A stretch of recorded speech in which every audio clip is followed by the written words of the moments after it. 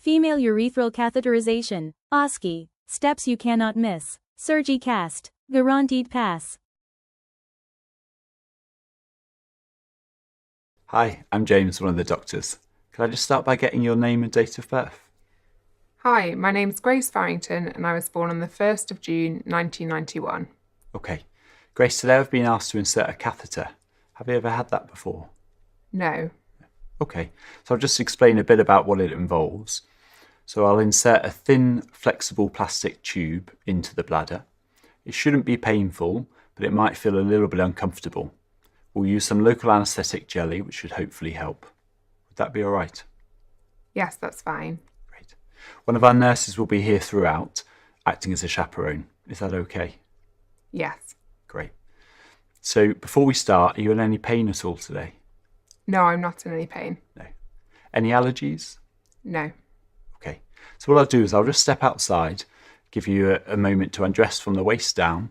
If you pop yourself onto the examination couch and just cover yourself with a sheet. When you're ready, I'll step back in.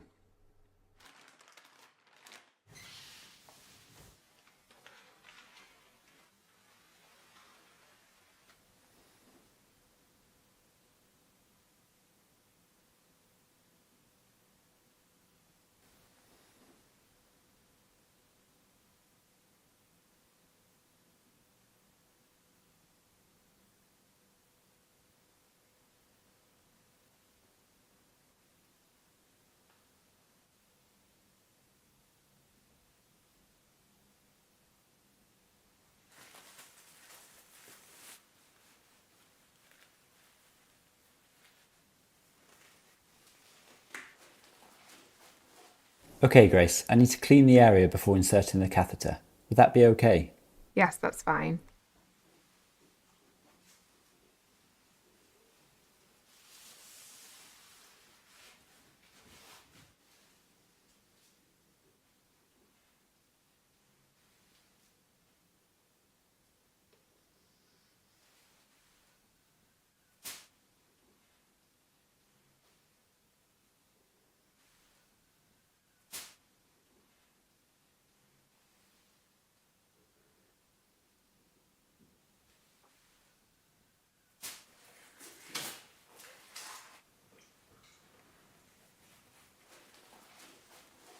I'm going to insert the local anaesthetic gel now. It might sting a little, but it will help make the catheter insertion more comfortable.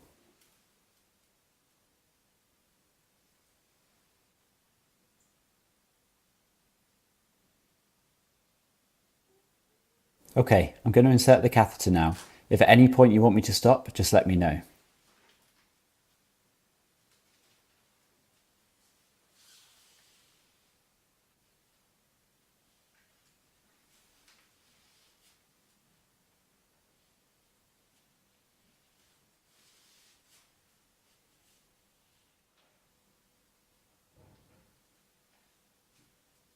Okay, great. The catheter's in. I'm just going to secure it now by inflating the balloon. If you feel any discomfort or pain, let me know straight away.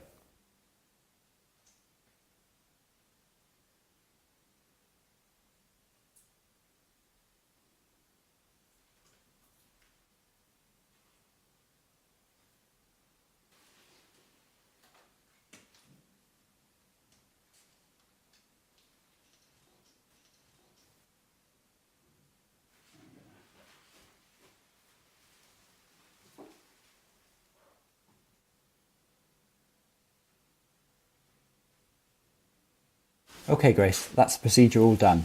I'll remove the drapes and get you covered up.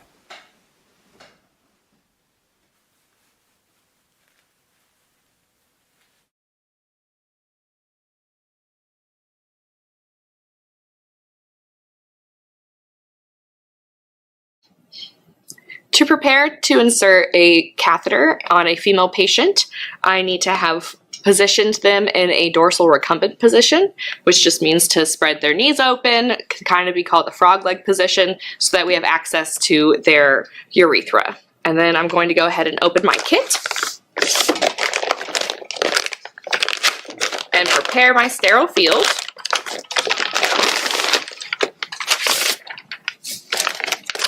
So it's fairly common for people to use this outside bag as just like a garbage can. So I like to set it up in case I need it. And I'm going to set it up right here. I'm going to position my box so that when I open the tabs, it allows it to sit at an angle here. So I'll take this first tab, open it away from me, open the side tabs, just pinching that outside portion, not touching the inside of my sterile kit. All right, and then these stickers are available to put on the catheter bag itself, so we'll get to that later.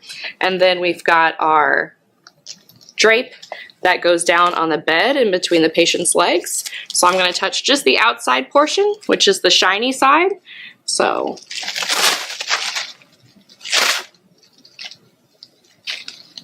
place that under my patient. And then these kits come with sterile gloves, but I'm going to go ahead and move these because I like to wear a certain size. So I've gone ahead and just grabbed my size of sterile gloves. I'm going to put them on the edge of my table because I don't want to be working with these sterile gloves on top of my sterile field.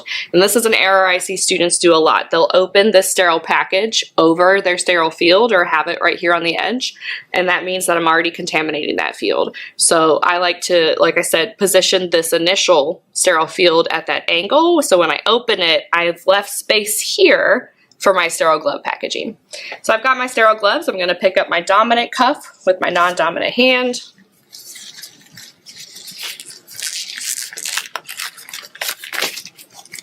And then using my fingers of my dominant hand, I'm going to scoop up my non-dominant cuff,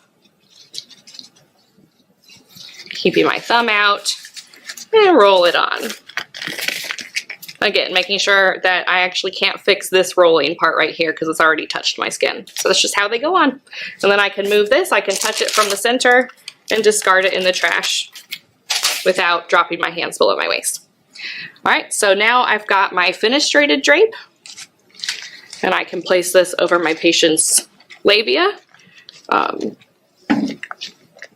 Yep, should have moved that a little bit more. And then I'm going to prepare my kit itself. So I'm going to break the rules really quick here just to grab these. They're simulated swab sticks because I can't put iodine on my patient. So we'll just pretend that came in my box. Those are the swabs I'll be using. So my kit has swabs, or sometimes they have alcohol and cotton balls. My kit will have lubricant that I'll go ahead and open and squeeze some out into the tray. My kit will have a syringe with normal saline in it that I'm going to connect to my catheter tubing so that I can inflate that balloon. And then most of these kits also come with a sterile cup, so if I needed to get a sterile specimen, I have the ability to do so. But I'm going to just put that back for now.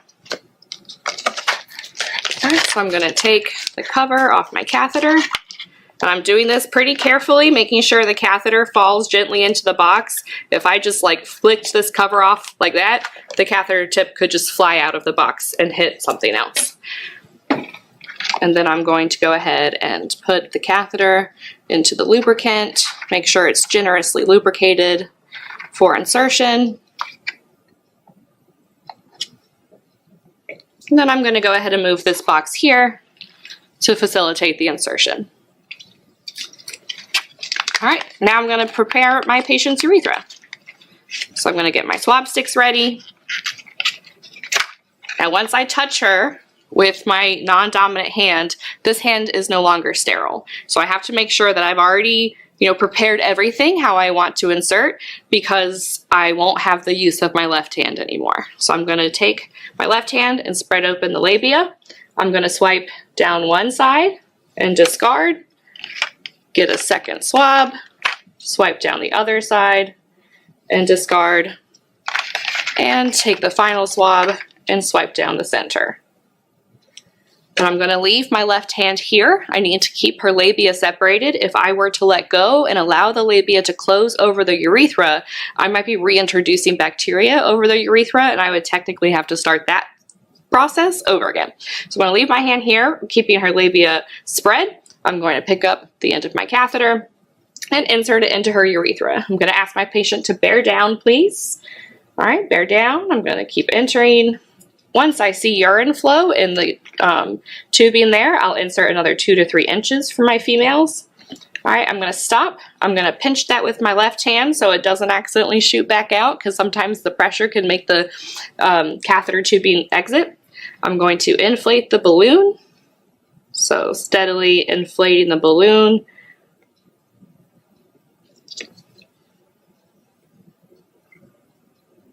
All right, I can now let go. I can disconnect my syringe. And then I do want to grab this tubing and pull it down until I feel a slight resistance. Just a gentle tug so that that balloon settles into the opening of the bladder, into the urethra, so that no urine can go around the balloon and leak around the tubing. So I'll just settle that right there. And then once that's done, I can go ahead and secure the bag to the leg and make sure my patient is positioned safely. And that's how you insert a indwelling catheter on a female patient. Once it's been ordered for my patient's catheter to be removed, I simply reposition my patient and I come in. I can take the sticker or anchor that's keeping the catheter to their leg. I simply find that balloon port and get an empty 10 cc syringe or 10 milliliter syringe. I plug that in, withdraw all the fluid that we put in so that I don't cause any trauma to the urethra when I'm pulling this out. Sometimes you may want to put like a Chuck's pad or a waterproof pad underneath the patient, because this action might cause some urine to leak out. But I simply withdraw all the liquid from the balloon and I pull the catheter out. And then I might provide some peritoneal care if needed. And that's how you remove a catheter. SurgiCast. Like our videos and subscribe to our channel to be notified with our new clinical videos. SurgiCast. Effortless review, flawless surgery.